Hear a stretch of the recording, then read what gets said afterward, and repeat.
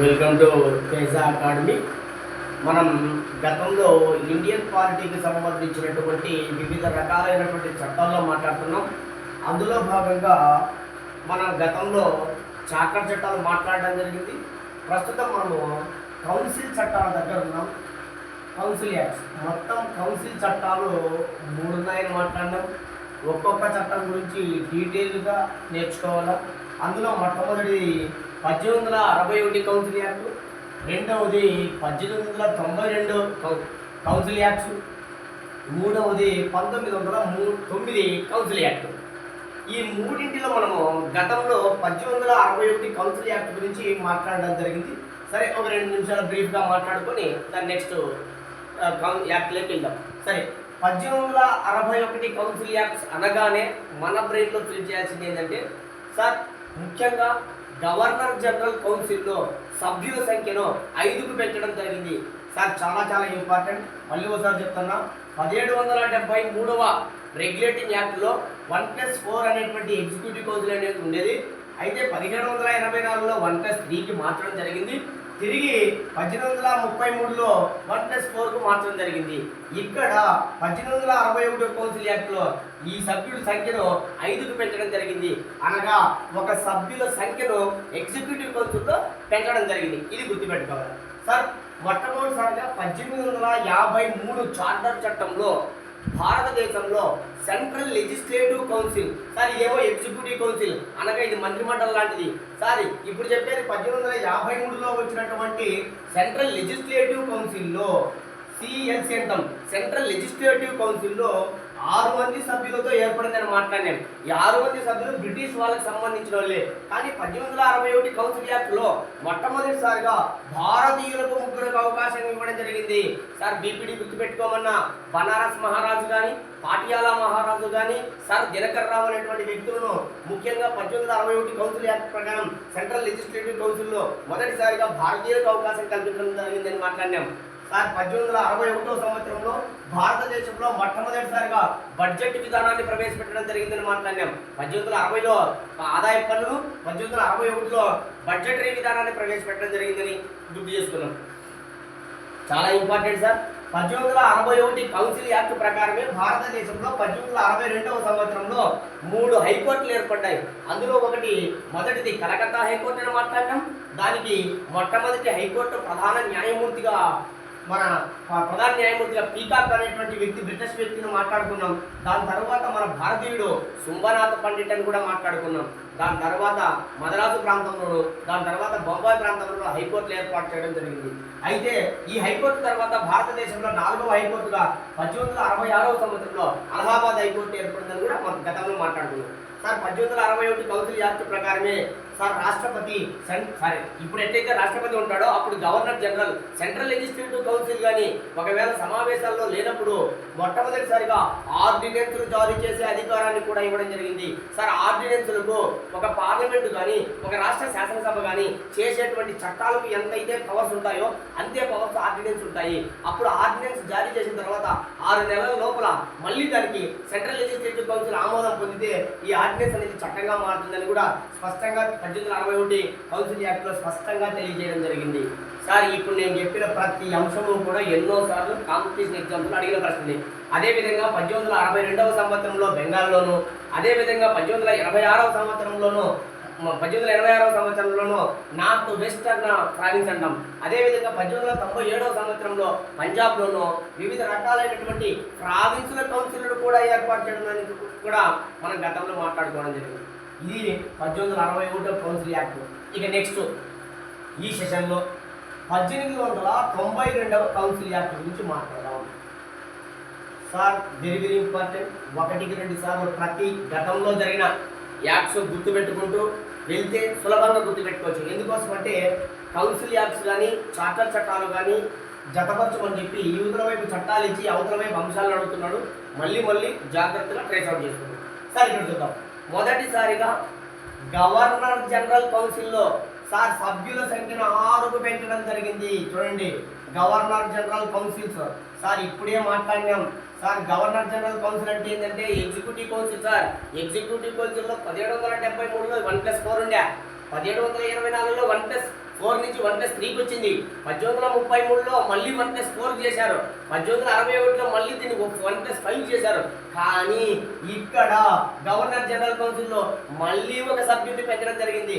Sir next 1909 వస్తుంది sir, అక్కడ ఇద్దరిని ఒకటేసారి పెంచుతారు. సార్ ఇక్కడ గుర్తుపెట్టుకోండి, 1+6ని చేర్చడం జరిగింది గవర్నర్ జనరల్ కౌన్సిల్ లేదా ఎగ్జిక్యూటివ్ కౌన్సిల్లో.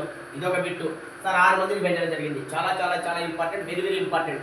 సార్ రెండవ అంశం సార్, మనం ఇప్పుడే మాట్లాడుకున్నాం సార్. ఇప్పుడే మనం ఏం మాట్లాడంటే సెంట్రల్ లెజిస్లేటివ్ కౌన్సిల్ ఎప్పుడు ఏర్పడిందంటే 1853 చార్టర్ చట్టం ప్రకారం భారతదేశంలో పార్లమెంటరీ ప్రభుత్వానికి పునాది పడిన చట్టం అని కూడా 1853లో మాట్లాడుకున్నాం. 1853లో భారత పార్లమెంటు పునాది చట్టంగా పేర్కొంటారు. సార్ ఈ సెంట్రల్ లెజిస్లేటివ్ కౌన్సిల్ ఏర్పడినప్పుడు మొత్తం సభ్యుల సంఖ్య ఎంత? 6 మందితో ఏర్పడింది అని మాట్లాడినాం.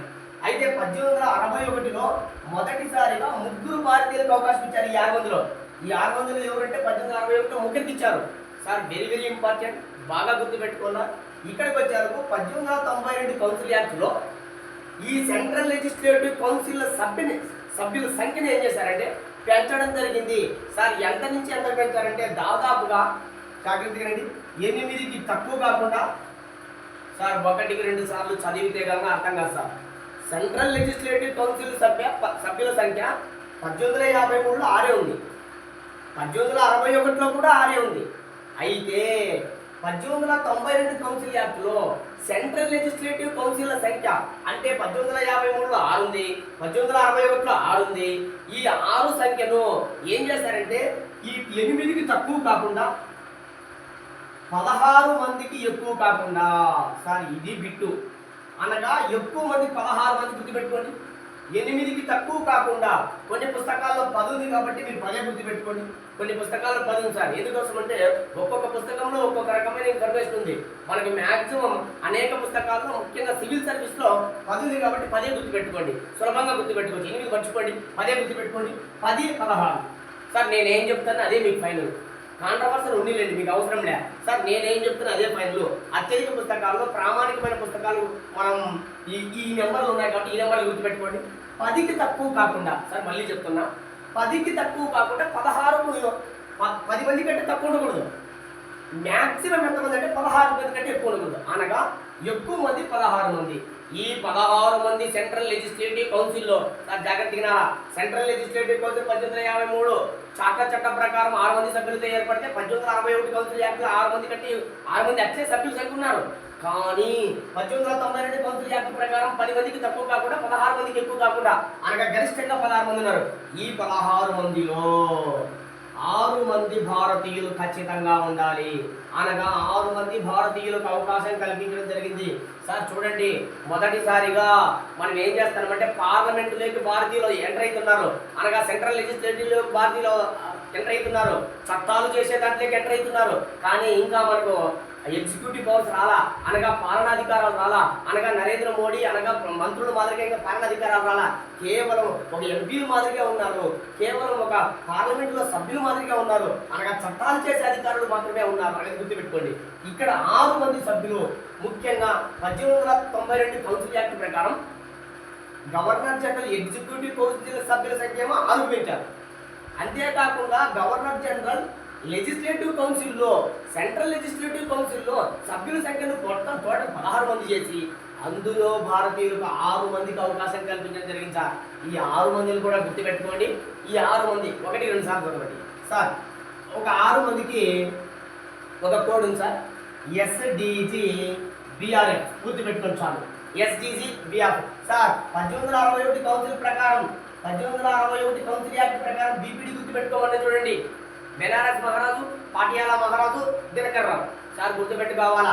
ఇక్కడ 1892 కౌన్సిల్ యాక్ట్ ప్రకారం SDGBRS గుర్తుపెట్టుకోండి sir. SDG sustainable development goals అని మీరు సైన్స్ అండ్ టెక్నాలజీలో నేర్చుకుంటారు సార్. ఇక్కడ చూడండి, సస్టైనబుల్ డెవలప్మెంట్ గోల్స్ BRF అని గుర్తుపెట్టుకోండి, ఈజీ గుర్తుపెట్టుకోవచ్చు సార్. ఫస్ట్ సురేంద్రనాథ్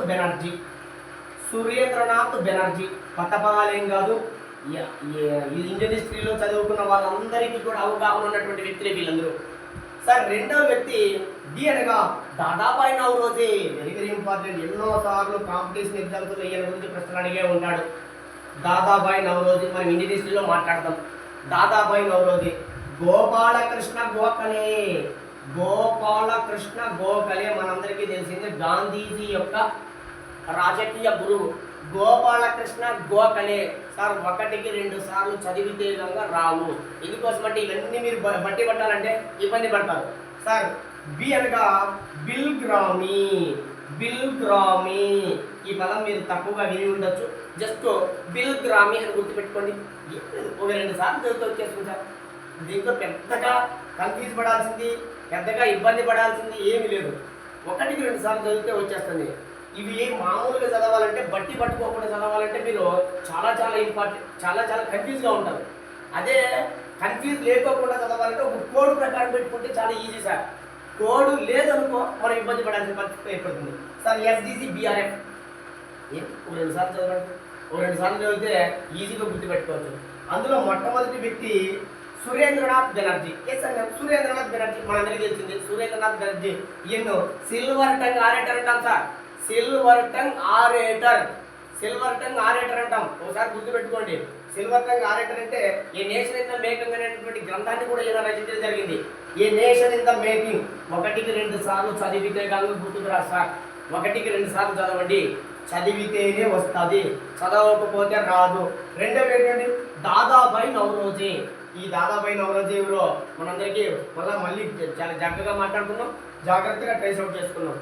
తర్వాత గోపాలకృష్ణ గోఖలే. గోపాలకృష్ణ గోఖలే ఈయన ఏం చేశాడు మనం మాట్లాడుకున్నాం. తర్వాత బిల్గ్రామీ. తరువాత ఈయన రాజు బిహారీ ఘోష్. రాజు బిహారీ ఘోష్. సార్ మళ్ళీ చెప్తున్నా, రాజు బిహారీ బోస్ ఉన్నాడు. బోస్ కాదు సార్, రాజు బిహారీ బోస్. మళ్ళీ మాట్లాడతాం ఆయన గురించి. ఈయన రాజు బిహారీ ఘోష్. సార్ మీకు కన్ఫ్యూజ్ ఉంటే ఘోష్ అని గుర్తుపెట్టుకోండి, కన్ఫ్యూజ్ ఉంటే ఘోష్ అని గుర్తుపెట్టుకోండి. లాస్ట్ వ్యక్తి ఫిరోజ్ షా మెహతా.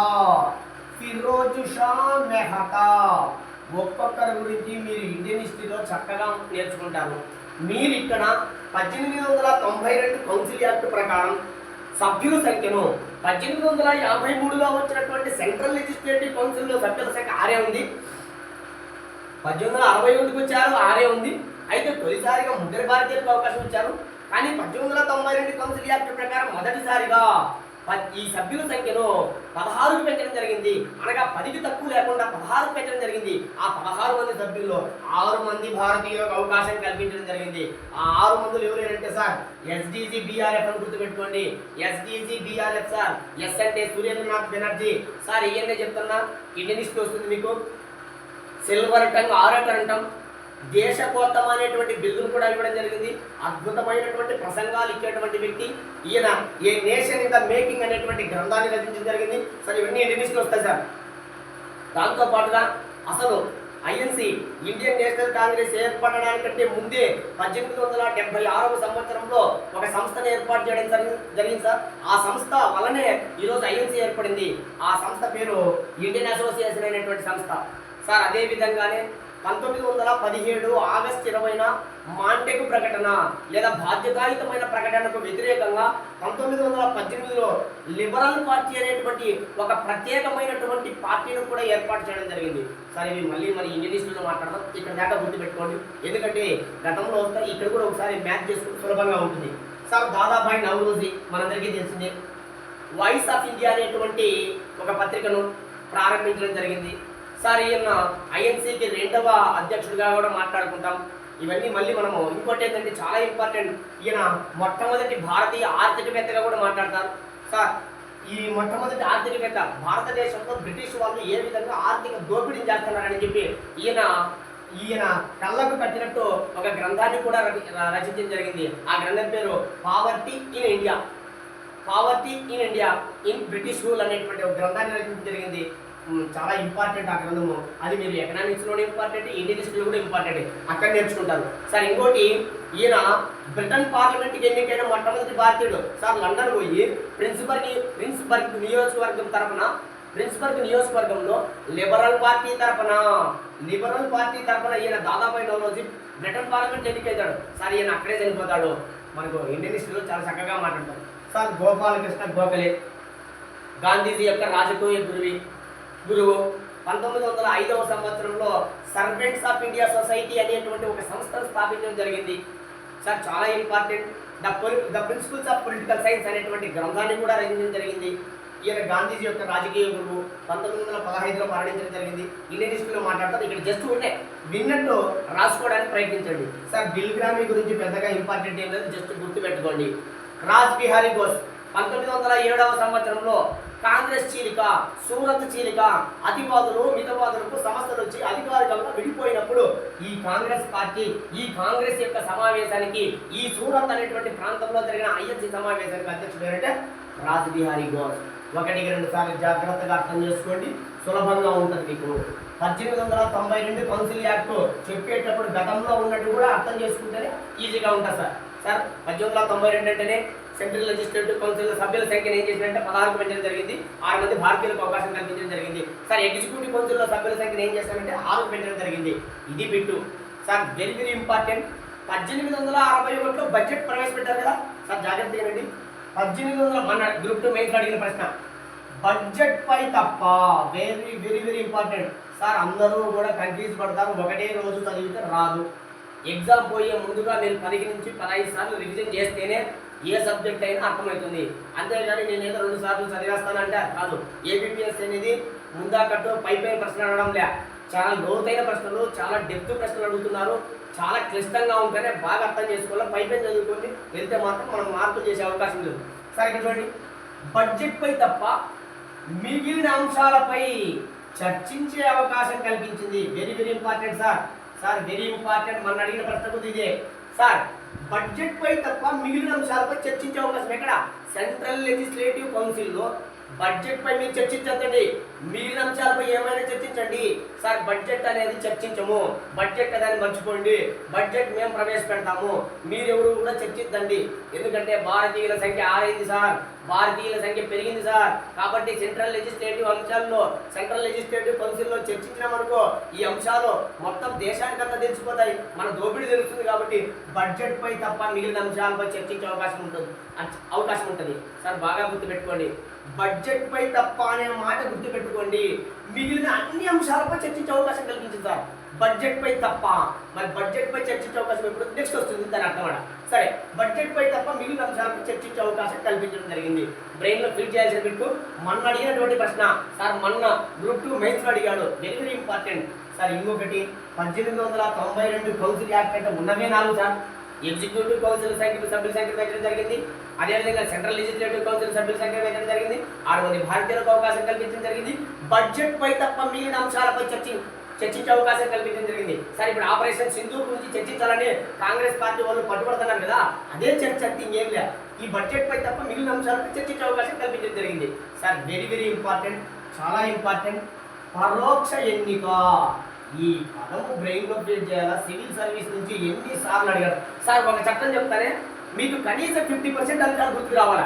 ఆ అంశాలు గుర్తుకొచ్చినాయంటే మీరు కొంతవరకు సక్సెస్ అయినట్టే. అందులో ఫస్ట్ చాలా ఇంపార్టెంట్ 1892 కౌన్సిల్ యాక్ట్ అనగానే పరోక్ష ఎన్నిక ఇంపార్టెంట్ సార్. ఏంటి సార్ పరోక్ష ఎన్నిక?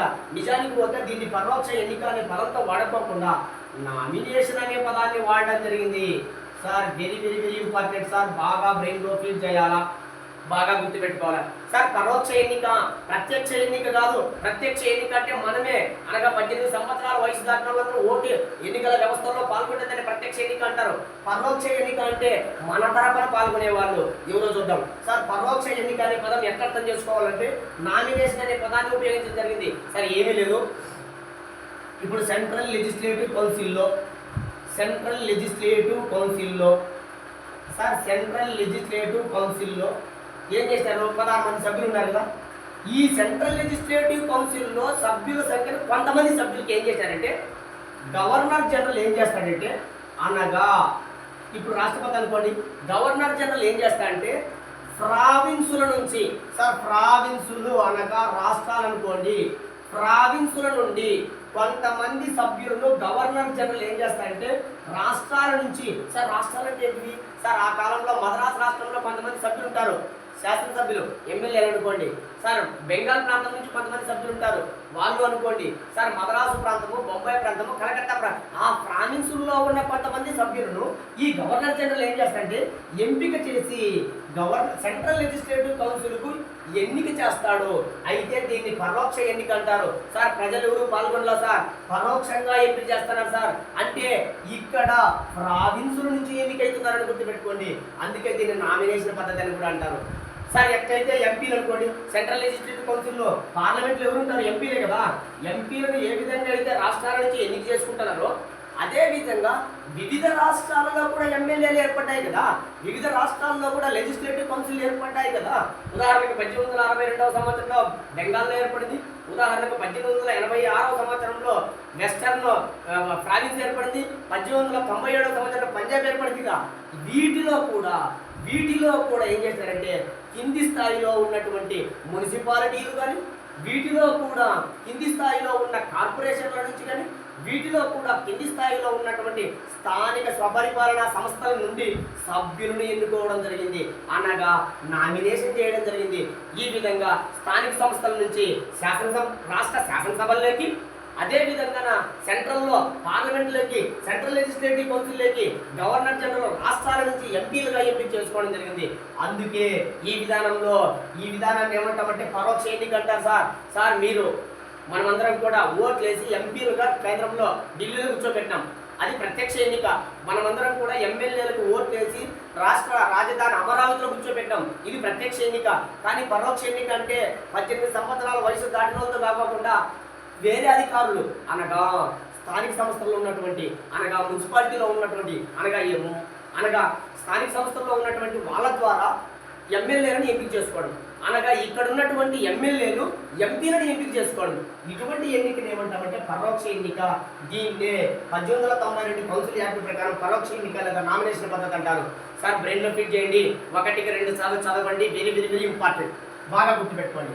సార్ ఇంకోటి, సెంట్రల్ లెజిస్లేటివ్ కౌన్సిల్ సభ్యుల సంఖ్య ఏమో 16 గంటల తరగతి మాట్లాడుకున్నాం. మరి రాష్ట్రాల్లో ఎవరి సభ్యుల సంఖ్య పెంచారా? సార్ రాష్ట్రాల్లో కూడా పెంచడం జరిగింది. సార్ రాష్ట్రాలలో 8కి తక్కువ వద్దు, 20కి ఎక్కువ వద్దు. సార్ ఇంతకుముందు ఏం మాట్లాడినాం, సెంట్రల్ లెజిస్లేటివ్లో 10కి తక్కువ వద్దు, 16కు ఎక్కువ వద్దు, అనగా ఇవి ఎంపీలు అనుకోండి సార్, ఇవి ఎమ్మెల్యేలు అనుకోండి, అనగా సెంట్రల్ లెజిస్లేటివ్లో 10 మందికి తక్కువ కావడం, 16కి ఎక్కువ కావడం. సార్ స్టేట్ లెజిస్లేటివ్ కౌన్సిల్లో, అనగా రాష్ట్రాల లెజిస్లేటివ్ కౌన్సిల్లో 8 మందికి తక్కువ వద్దు, 20 మందికి ఎక్కువ వద్దు, అనగా ఎమ్మెల్యేల సంఖ్య రాష్ట్రాల్లో పెంచడం జరిగింది.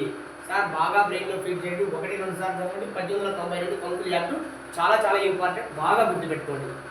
ఇక next council act very important, ఇది కూడా last council act 1909 council act. Sir ఇది కూడా మన గ్రూప్ 2 మెయిన్స్లో చెప్పాను కదా, 1892, 1909, 1935 నాలుగు రకాల చట్టాలు ఇచ్చి ఆపై అంశాలు ఇవ్వడం జరిగింది. సార్ చూద్దాం సార్ 1909 కౌన్సిల్ యాక్ట్.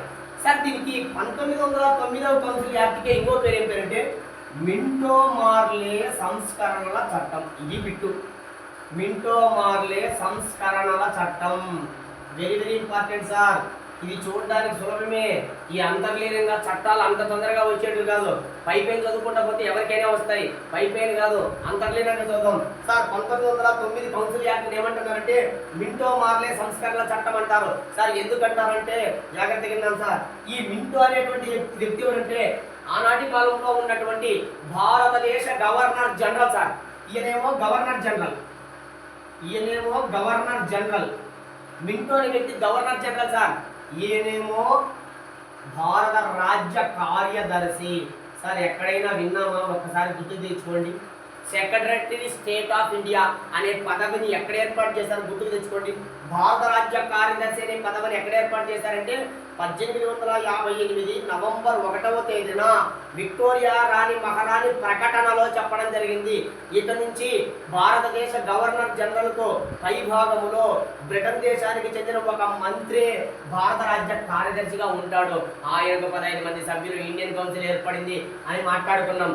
సార్ ఈ మింటో అనే వ్యక్తి ఏమో గవర్నర్ జనరల్, ఈ మార్లే అనే వ్యక్తి ఏమో భారత రాజ్య కార్యదర్శి. బాగా బ్రెయిన్లో ఫిట్ చేయాలి. సరే ఒక్కొక్క అంశాన్ని గురించి క్షుణ్ణంగా అధ్యయనం చేద్దాం. సరే ఫస్ట్ బేసిక్ నాలెడ్జ్, మింటో మార్లే సంస్కరణలు అన్నీ ఒకటి, 1909 కౌన్సిల్ యాక్ట్ అన్నీ ఒకటి, ఇది బిట్టు. సరే చూద్దాం, ఒక్కొక్క దాని గురించి మాట్లాడదాం సార్, జాగ్రత్తగా రండి. సార్ ఫస్ట్ ముందుగా లెజిస్లేటివ్ కౌన్సిల్ గురించి మాట్లాడదాం. సార్ లెజిస్లేటివ్ కౌన్సిల్ ఏమైనా అయిందా?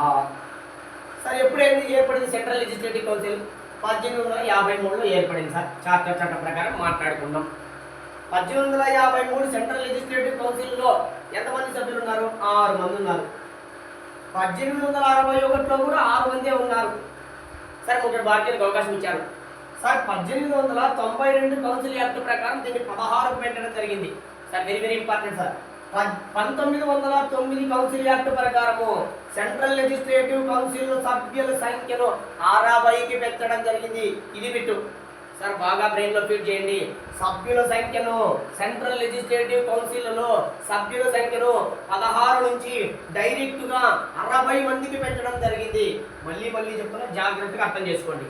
సెంట్రల్ లెజిస్లేటివ్ కౌన్సిల్లో 1853లో ఏర్పడితే 6 మంది సభ్యులతో ఉండేది. 1861లో మార్పు ఏం లేదు సార్. 1892లో 16కు పెట్టడం జరిగింది. మాట్లాడుకున్నాం ఇప్పుడే సార్, 16కు మించకూడదు, 10కి తగ్గకూడదు. సార్ 1909లో 16 కాస్త 60 మంది అయిపోయినారు, అంటే 60 మంది సభ్యులు అయినారు. దాని అర్థం ఏమి లేదు, భారతీయులు ఎక్కువ పెంచుతున్నారు, భారతీయుల సంఖ్యను ఎక్కువ పెంచుతున్నారు. సార్ ఇక్కడ చూడండి, ఎవరు భారతీయులు లేరు. సార్ ఇక్కడ చూడండి, 3 ఉన్నారు భారతీయులు, ఇక్కడ 3 భారతీయులు ఉన్నారు. సార్ ఇక్కడ చూడండి, ఇక్కడ 6 మంది భారతీయులు ఉన్నారు. ఇక్కడ ఎంతమంది భారతీయులు ఇవ్వలేదు, కానీ పెరిగిన సభ్యుల్లో అత్యధిక మంది భారతీయులకు అవకాశం ఇవ్వడం జరిగింది. ఇవి బిట్లు సార్. ఒకటే రోజు చదివితే రాదు, ప్రాక్టీస్ చేయాలా. పెన్ను పేపర్ తీసుకొని మీరు ప్రాక్టీస్ చేస్తే కనుక గుర్తుకుంటావు. ఎందుకంటే మన జీవితాలను తారుమారు చేసేటువంటి ప్రశ్నలు నేను గతంలోనే చెప్పిన. క్వాలిటీ అంటేనే ఈజీనే, కానీ ఇంత అంతర్లీనంగా ఇంత డెప్త్గా చదువుకుంటేనే మీరు రేపు సక్సెస్ కాగలుగుతారు. సార్ నేను చెప్పేది ఓన్లీ కానిస్టేబుల్ ఎగ్జామ్ నుంచి అడుగుతున్నారు ప్రశ్నలు, డెప్త్ ప్రశ్నలు. సివిల్ సర్వీస్ వరకు ఇవే ప్రశ్నలే. కాబట్టి ఎగ్జామ్ ప్యాటర్న్ మారింది. ఎగ్జామ్ ఏదైనా ప్రశ్న తీరు మాత్రం ఒకే రకంగా ఉంది. మీరు కానిస్టేబుల్ ఎస్ఐ ప్రిపేర్ అవుతున్నారా, లేకపోతే గ్రూప్ 1 గ్రూప్ 2 సంబంధం లే, సివిల్ సర్వీస్ ఏదన్నా కానీ ఒకే రూపంలో నేర్చుకోండి. అందరికంటే ఖచ్చితంగా మంచి స్థాయిలో ఉంటాం.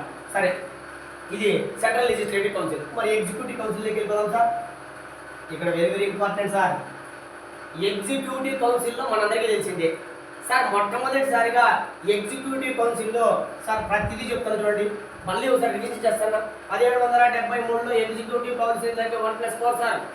1784 పిట్స్ ఇండియా చట్టంలో 1+3 సార్. 1833లో మళ్ళీ 1+4 పెరిగిన సభ్యుడు లార్డ్ మెకాలే, పెరిగిన సభ్యుడు లా సభ్యుడు. Very very important sir. 1861 council యాక్ట్లో 1+5 సార్. 1892 కౌన్సిల్ యాక్ట్లో 1+6. Very very important. ఇప్పుడు ఎక్కడికి వచ్చినాం? 1909 కౌన్సిల్ యాక్ట్. ఇట్లా రావాలా మీకు.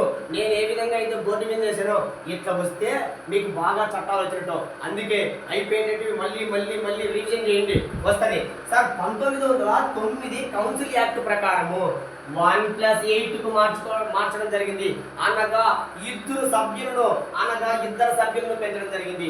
ఇది కాదు బిట్టు. ఇక చూడండి, ఎక్కడైనా సరే పాలనా రంగంలోకి భారతీయులకు అవకాశం ఇవ్వాల. మొట్టమొదటిసారిగా very very important sir. 1909 council act లేదా మింటో మార్లే సంస్కరణల చట్టంలో మొదటిసారిగా ఈ పెరిగిన ఇద్దరు సభ్యుల్లో 8 మంది అయినారు కదా, ఇద్దరు సభ్యుల్లో ఒక వ్యక్తిని, వెరీ వెరీ ఇంపార్టెంట్ సార్, మొదటిసారిగా ఒక వ్యక్తిని భారతీయునికి ఎగ్జిక్యూటివ్ కౌన్సిల్లో అవకాశం ఇవ్వడం జరిగింది. అనగా భారతదేశానికి సంబంధించిన వ్యక్తిని మన పాలనా రంగంలోకి తీసుకురావడం జరిగింది సార్. పరిపాలనా రంగంలోకి తీసుకురావడం జరిగింది. ఆ ఎగ్జిక్యూటివ్ కౌన్సిల్కి ఎన్నికైన మొట్టమొదటి వ్యక్తి. ఎన్నోసార్లు కాంపిటీషన్ ఎగ్జామ్స్ అడిగింటాడు, ఎన్నిసార్లు అడిగింటాడు. ఆయన వ్యక్తి ఎవరంటే SP Sinha. Very very important sir.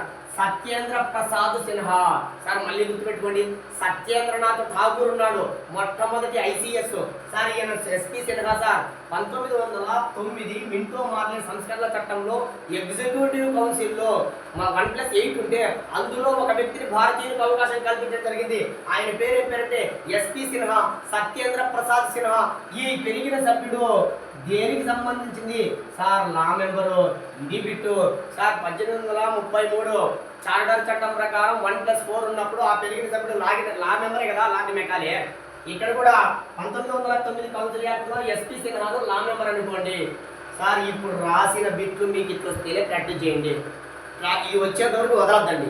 వచ్చేంత వరకు వినండి, చదవండి, వినండి, చదవండి. 4-5 సార్లు చదవండి, వచ్చేస్తుంది సార్. ఇలా రాసుకొని ఉంటేనే మీరు బాగా నేర్చుకున్నట్టు లెక్క. 1909లో 1+8 ఉన్నారు. ఆ 1+8తో పెరిగిన మొట్టమొదటిసారిగా భారతీయులకు అవకాశం కల్పించడానికి ఒక వ్యక్తిని, ఆయన పేరు ఏంటంటే ఎస్పీ సిన్హా. ఆయన లా మెంబరు. ఇది గుర్తుపెట్టుకోండి. అంటే సెంట్రల్ లెజిస్లేటివ్ కౌన్సిల్ సభ్యులు 60 పెంచడం జరిగింది. ఎగ్జిక్యూటివ్ కౌన్సిల్ సభ్యులు పెంచడం జరిగింది. 8 మందికి పెంచడం జరిగింది సార్. బాగా గుర్తుపెట్టుకోండి. అదేవిధంగా రాష్ట్రాలలో ఉన్న కౌన్సిల్ ఉన్నాయి కదా, లెజిస్లేటివ్ కౌన్సిల్ రాష్ట్రాల్లో కూడా ఉన్నాయి. వాటి సభ్యుల సంఖ్యను కూడా పెంచడం జరిగింది సార్. రాష్ట్రాల్లో ముఖ్యంగా మద్రాసులో కానీ, రాష్ట్రాల్లో ముఖ్యంగా బొంబాయిలో కానీ, రాష్ట్రాల్లో ముఖ్యంగా బీహార్లో కానీ, ఇట్లాంటి రాష్ట్రాలలో ఉన్న లెజిస్లేటివ్ కౌన్సిల్లో 50 మంది సభ్యులకు పెంచడం జరిగింది. 50 సభ్యులు ఆయా రాష్ట్రాలు. అవసరం లేదు సార్, ఇది చెప్తున్నా, జస్ట్ గుర్తుపెట్టుకోండి. అదే పంజాబ్లో కానీ, అస్సాంలో కానీ ఇట్లాంటి ప్రాంతాల్లో 30 మందికి సభ్యులుగా పెంచడం జరిగింది. అంటే వాటి జనాభాను బట్టి పెంచడం జరిగింది.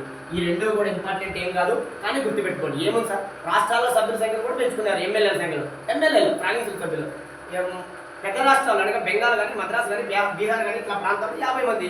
చిన్న రాష్ట్రాలు పంజాబ్లోనూ, అస్సాంలోనూ 30 మంది సభ్యులు పెంచడం జరిగింది సార్. సెంట్రల్ లెజిస్లేటివ్ సభ్యుల సంఖ్య 60 మందికి పెంచారు. అదేవిధంగా రాష్ట్రాల్లో సార్ సెంట్రల్ లెజిస్లేటివ్ సభ్యులు అంటే ఎంపీలే, రాష్ట్రాల్లో అంటే ఎమ్మెల్యేలు, ప్రావిన్స్లో పెంచుకోవడం జరిగింది. ఇది బిట్టు వెరీ వెరీ ఇంపార్టెంట్.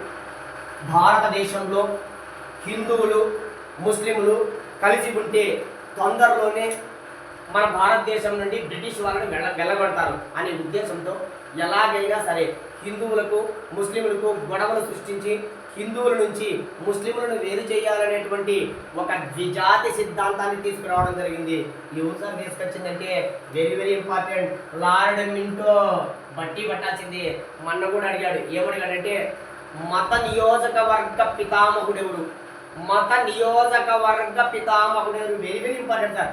ఏంది మత నియోజకవర్గాలు అంటే ఏదో మాట్లాడుకున్నాం సార్. మొట్టమొదటిసారిగా హిందువుల నుంచి ముస్లింలను వేరు చేసి సార్ ఒక నియోజకవర్గంలో కేవలం ముస్లిం వ్యక్తులు మాత్రమే ముస్లిం ఎంపీని ఎంపిక చేసుకుంటారు. ముస్లిం వ్యక్తులను ముస్లిం మతానికి చెందినటువంటి వ్యక్తిని మాత్రమే ఎన్నిక చేసుకుంటారు. అనగా ముస్లిం ఓట్లు ముస్లింకే వేస్తారు. అనగా ఇప్పుడు ఉదాహరణకు చిన్న ఎగ్జాంపుల్, అనంతపురం కానీ, కడప కానీ ఇట్లా ప్రాంతాల్లో ఒక వ్యక్తి ఎంపీగా నిలబడాలంటే ముస్లిం వర్గానికి చెందిన వాడే ఉండాలి. జనాభాను పట్టిస్తారు. ఆ ప్రాంతాల్లో జనాభా ఎక్కువ ముస్లింలు ఉన్నారనుకో, ఆ ముస్లిం వ్యక్తిని ముస్లింని మాత్రమే ఓట్లేస్తారు. ఇప్పుడు చెప్పండి, ముస్లింలు మాత్రమే ఓట్లేసినప్పుడు ఖచ్చితంగా ఆ వ్యక్తి గెలుస్తాడు కదా. ఇక్కడ ఏమైందంటే మిగిలిన వర్గాలకు ప్రాతినిధ్యం లేదు. అందుకోసమే సార్ చాలా ఇంపార్టెంట్, ఇక్కడ మొట్టమొదటిసారిగా రిజర్వేషన్లు వచ్చాయి sir. Very very very important sir. లోక్సభలో కానీ, రాష్ట్రాల శాసనసభల్లో కానీ ఎస్సీలకు, ఎస్టీలకు మాత్రమే రిజర్వేషన్లు ఉన్నాయి సార్. లోక్సభలో కానీ, రాష్ట్రాల శాసనసభలో ఎస్సీ, ఎస్టీలకు మాత్రం ఇప్పుడు. కానీ బ్రిటిష్ ప్రభుత్వంలో అనగా మన భారతదేశాన్ని బ్రిటన్ పరిపాలించేటప్పుడు ఎస్సీలకు, ఎస్టీలకు రిజర్వేషన్లు లేవు సార్. కేవలం మతాన్ని ఆధారంగా చేసుకుని రిజర్వేషన్లు ఇచ్చారు. ఆ మతంలో మొట్టమొదటిసారిగా ముస్లింలకు ఇవ్వడం జరిగింది. Very very important sir. 1-2 సార్లు జాగ్రత్తగా వినండి. ముస్లింలకు రిజర్వేషన్లు, ముస్లింలకు మాత్రమే రిజర్వేషన్లు ఇవ్వడం జరిగింది. అందుకే లార్డ్ మింటోన్ ఏమంటారంటే మత నియోజకవర్గాల పితామహుడు అంటారు సార్. ఇంకో బిట్ ఉంది, ముస్లింలకే కాదు, విశ్వవిద్యాలయాలకు సార్ వెరీ వెరీ ఇంపార్టెంట్. అన్ని కన్ఫ్యూజ్ పడద్దండి.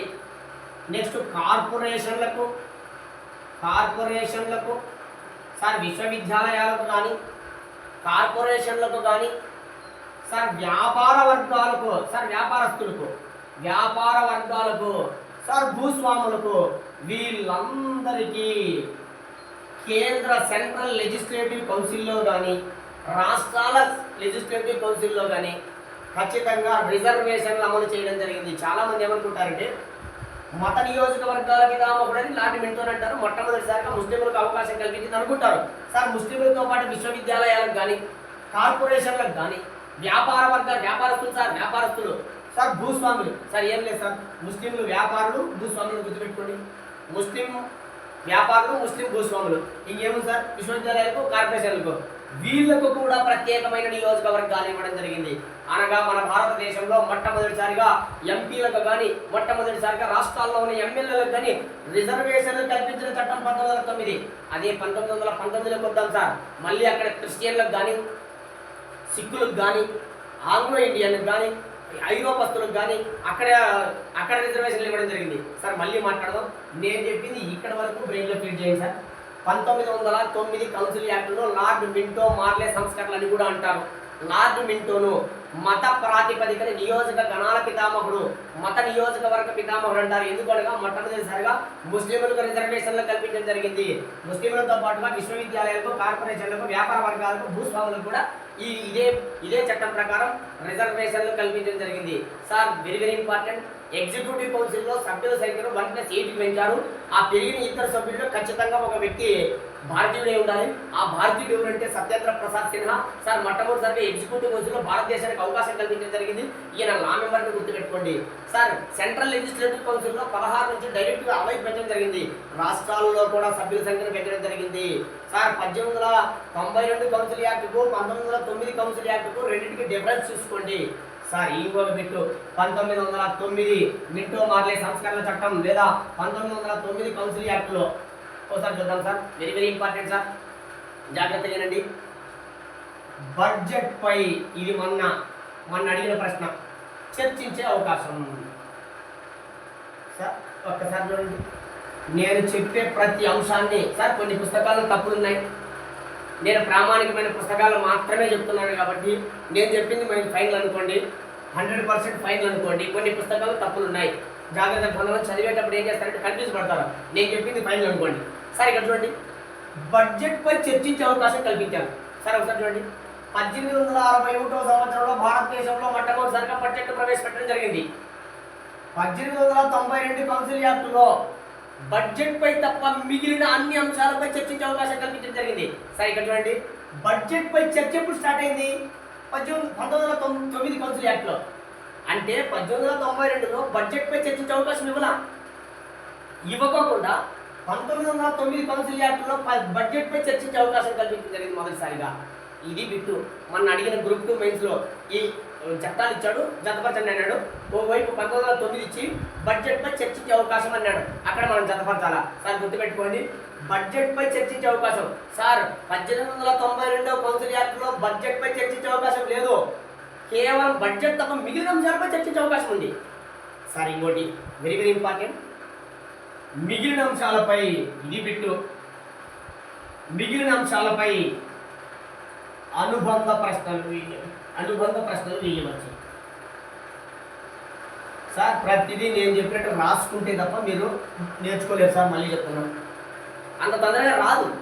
ఎందుకంటే ప్రతి అంశము ఇంపార్టెంట్. ఇక్కడ చూడండి సార్, 1892 కౌన్సిల్ యాక్ట్లో చర్చ మాత్రమే ఉంది మిగిలిన అంశాలపై. చూడండి, ఒక చట్టం వచ్చిందంటే దాని ముందు చట్టాన్ని చదువుకోవాలా. 1892 కౌన్సిల్ యాక్ట్లో మిగిలిన అంశాలపై చర్చ మాత్రమే ఉంది. అసలు బడ్జెట్పై చర్చే లేదు. 1909కి వచ్చేందుకు బడ్జెట్ పై చర్చ వచ్చింది. అంటే బడ్జెట్ పై చర్చ లేకుండా 1992లో 9కి వచ్చేందుకు 1909కి వచ్చేందుకు చర్చ వచ్చింది.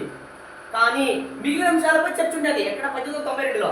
1909కి వచ్చేందుకు అనుబంధ ప్రశ్నలు వేయవచ్చు. సార్ మిగిలిన అంశాలపై మీరు చెప్పండి. బడ్జెట్ పై అనుబంధ ప్రశ్నలు ఇచ్చిన ఏలే మేడం, బడ్జెట్ పై అనుబంధ ప్రశ్న ఏం సార్? బడ్జెట్ పై చర్చించే అవకాశం ఏం లేదు సార్. పోయే కొద్దీ ఒక్కొక్క చట్టం పోయే కొద్దీ మన భారతీయులకు అవకాశం ఇచ్చుకుంటూ పాలనా రంగంలో కానీ, శాసనసభల్లో కానీ అవకాశం ఇచ్చుకుంటూ పోవడం జరిగింది. మనం ఆ ఒక్కొక్కటి ఇంపార్టెంట్, అది గుర్తుపెట్టుకుంటూ పోవాలి. సార్ మళ్ళీ చెప్తున్నా, బడ్జెట్ 1860లో ప్రవేశపెడతారు. 1892లో బడ్జెట్పై చర్చించే అవకాశం లేదు. కానీ 1909లో బడ్జెట్పై చర్చించే అవకాశం ఇచ్చారు. సార్ 1892లో మిగిలిన అంశాలపై చర్చ ఉంది కానీ అనుబంధ ప్రశ్నలు వేసేట్లే. అదే అనుబంధ ప్రశ్నలపై ఇప్పుడు ఇచ్చి మిగిలిన అంశాలపై 1909లో కౌన్సిల్ యాక్ట్ వేయచ్చు. 1-2 సార్లు చదవండి, అంత తగ్గితే గుర్తుకు రాస్తా. మళ్ళీ చెప్తున్నా, చూడడానికి సులభమే కానీ మనం ప్రాక్టీస్ చేయాలి. మనం విన్న తర్వాత, చదివిన తర్వాత పెన్ను పేపర్ తీసుకొని, రఫ్ పేపర్ తీసుకొని ప్రాక్టీస్ చేయండి. మీకు వస్తున్నాయా లేదా తెలిసిపోద్ది. సరే, థ్యాంక్ యూ. జాగ్రత్తగా ట్రేస్ అవుట్ చేసుకోండి. Okay, thank you.